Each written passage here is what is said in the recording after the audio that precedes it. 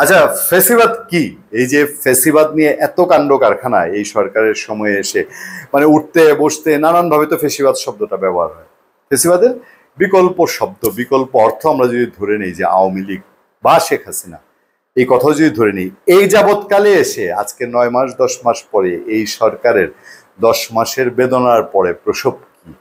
আমি তো মনে করি, বা মানুষ যেটা বলে পথে ঘাটে, যে ফেসিবাদ জিনিসটারই কচলাইতে কচলাইতে যদি সেই সময় ফেসিবাদ যাকে বলা হয় এটা তিতা বানায়া নতুন একটা ফেসিবাদের রূপ।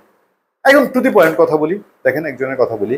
এই সরকারের প্রেস সচিব, এই সরকারের বলতে সরকারের না, এটা বললেও ভুল হবে। সাংবাদিক নুরুল কবির প্রশ্ন তুলেছেন যে এই যে ডক্টর ইউনূসের প্রেস সচিব শফিকুল আলম, তিনি কি সরকারের প্রেস সচিব নাকি ডক্টর ইউনূসের প্রেস সচিব? মানে ওনার কথাবার্তার ধরন টরন আমরাই করছি, আমরা সেই করছি, এরকম, মানে পুরো গভর্নমেন্টের নীতি নির্ধারক পর্যায়ে, সেই জন্য প্রশ্ন উঠেছে। তো এই সরকার নাকি সব করতে পারে, সব করতে পারে মানে যা জনগণের অপছন্দ তাও করতে পারে। ফলে এই গভর্নমেন্টের সময় এসে না বিচার ব্যবস্থার উপরে মানুষের আস্থা, না সুখ শান্তি, না আইন শৃঙ্খলা পরিস্থিতি, না অর্থনীতি, না বৈদেশিক কূটনীতি, কোনো জায়গায় কোনো কিছু নেই। বরঞ্চ সরকার নিয়ে সমালোচনা করলেই এনসিপি ওয়ালারা হঠাৎ লাফায় উঠে। এবং বাংলাদেশ সেনাবাহিনী যখন বলে মব সন্ত্রাস করা যাবে না, মব কালচার চালু রাখা যাবে না, মব জাস্টিস করা যাবে না, তখন হোসেন মোহাম্মদের সাথে ছোট ভাই জিএম কাদেরের বাড়ি ভাঙে আইন কানুন কোনো কিছু তোয়াক্কা না করে চ্যালেঞ্জ করে দেয় যে মব তারা করবেই, কারণ মব ছাড়া তাদের পেটে ভাত জুটবে না। তাহলে ফেসিবাদ কি? আসেন যুদ্ধ অপরাধী, রাজাকার, আলবদর, এইসব কথায় 80-র দশকে বাংলাদেশের মানুষকে এরশাদ ভুলিয়ে দিয়েছিল এবং স্বাধীনতা বিরোধীরা ভুলিয়ে দিয়েছিল। রাজাকার এই শব্দগুলো অ্যালার্জি হয়ে গিয়েছিল, শেখানো যাবে না। তো এই রাজাকার মনে আছে হুমায়ুন আহমেদের জনপ্রিয় সেই টেলিভিশন সিরিজে? সম্ভবত কোথাও কেউ নেই না তারও আগে, এইসব দিন রাত্রিতে বা তার আশেপাশে একটা সিরিয়ালে তুই রাজাকার শব্দটা ব্যবহার করার কারণে হুমায়ুন আহমেদকে কত মূল্য দিতে হয়েছিল আমরা জানি, সে সময় মানুষজন জানে। ব্যবহার করাই যাবে না, একটা টিয়া পাখি তুই রাজাকার শেখানো হয়, সেই নিয়ে কত কাণ্ড কারখানা। সেই দিন আবার আজকে 55 বছর পরে, স্বাধীনতার 55 বছর পরে ফেরত আনা হচ্ছে কিনা। এটিএম আজহারুল ইসলাম এবং ফেসিবাদ, এই দুইটা কি আদালতের যে সিদ্ধান্ত হয়েছে তার পাশাপাশি কোনো সমান্তরাল বিষয় ঘটেছে? এটিএম আজহারুল ইসলামকে নিয়ে জামাত ইসলামী বা ইসলামী ছাত্র শিবিরের মানুষজন অনেক দেখি কথাবার্তা বলে।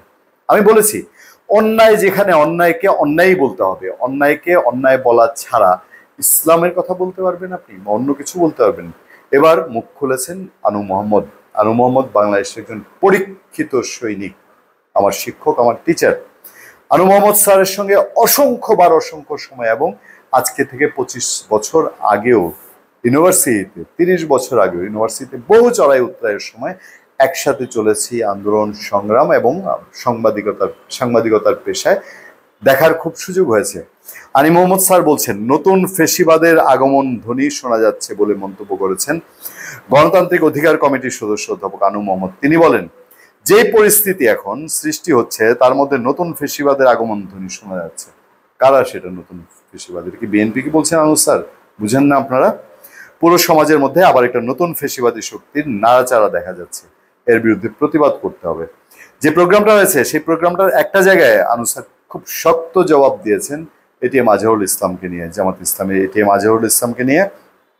তিনি বলছেন একজন যুদ্ধ অপরাধীকে দায় মুক্তি দেওয়ার বিষয়ে প্রশ্ন তুলে আনু মোহাম্মদ বলেন এটিএম আজহারুল ইসলাম 1971 সালে একটি যুদ্ধাপরাধী সংগঠনের নেতা ছিলেন। তার বিরুদ্ধে যে অভিযোগ তার দালিলিক প্রমাণ সহ ছিল। আদালত যদি কোনো ত্রুটির কারণে আগের রায় বাতিল করে তাহলেও যুদ্ধ অপরাধের সত্যতা তো মুছে ফেলা যায় না। আনু মোহাম্মদ বলেন যে ব্যক্তি ইতিহাসের বিবেচনায় চিহ্নিত যুদ্ধ অপরাধী তাকে নির্দোষ ঘোষণার মাধ্যমে ইতিহাসকে বিকৃত করা হয়েছে। এর মাধ্যমে 71-এর শহীদ নির্যাতিত নারী ও মুক্তিযোদ্ধাদের প্রতি বিশ্বাসঘাতকতা করা হয়েছে। তিনি বলেন জামাত ও ছাত্র শিবিরের বর্তমান তরুণ কর্মীদের অনেকেই 71 সালে জন্মায়নি। তারা যুদ্ধাপরাধ করেনি ঠিকই, কিন্তু তারা যদি সেই রাজনীতি ধারণ করে তবে সেই অপরাধের দায় থেকেও তারা মুক্ত থাকতে পারবে না, মানে নতুন প্রজন্ম সেই অপরাধ থেকে মুক্ত থাকতে পারবে না। যুদ্ধ অপরাধের বিচারকে ইসলাম বিরোধী বলে প্রচার করা হচ্ছে উল্লেখ করে অধ্যাপক আনু মোহাম্মদ বলেন এটা ভয়ঙ্কর মিথ্যাচার। 1971 সালে শহীদ হওয়া মানুষের অধিকাংশই ছিলেন ধার্মিক মুসলমান, সুতরাং তাদের হত্যাকারীদের বিচার ইসলাম বিরোধী বলা মানে ইসলামকেই অবমাননা করা। আমি খুব বিশেষ আর এই নিউজ পড়ার মধ্যে যেতে চাই না। আমি শুধু একটা জায়গায় বলবো যে আনু মোহাম্মদ স্যার যে কথাটা বলছেন এবং তিনি তিনি এটাও তুলে ধরেছেন, সেই যে চট্টগ্রামে 28 মে প্রেস ক্লাবে গণতান্ত্রিক ছাত্র জোটের প্রতিবাদ সমাবেশ ও পুলিশের উপর উপস্থিতিতে হামলা হয়, একজন নারীর উপর শিবিরের ক্যাডার লাথি মারেন, সেই ভিডিও ছড়িয়ে পড়েছে, চারদিকে ধিক্কার পড়েছে। সেসব প্রসঙ্গে আনু স্যার যে কথাটা বললেন যে 1971 সালের সেই যে অপরাধ জামাত ইসলামী বলি, তৎকালীন জামাত ইসলামী নেতাদের, তাদের ছাত্র সংস্থার নেতাদের, এখনকার যে নতুন প্রজন্ম তাদেরকে জামাত ইসলামীকে এইভাবেই তৈরি করছে যে ওই ইতিহাসটা তারা বলেই না, এবং ওই ইতিহাসে যত তথ্য প্রমাণ যা আছে তা আড়ালে চেপে রেখে তারা তাদের নতুন প্রজন্মকে বুঝাচ্ছে যে তাদের আগের প্রজন্ম কোনোই অপরাধ করে নাই, তারা কোনোভাবে বাংলাদেশের স্বাধীনতা বিরোধী ছিল না, তারা রাজাকার হিসেবে লক্ষ লক্ষ বাঙালিকে মেরে ফেলার জায়গায় অবদান রাখে নাই। এটা একটা দিক।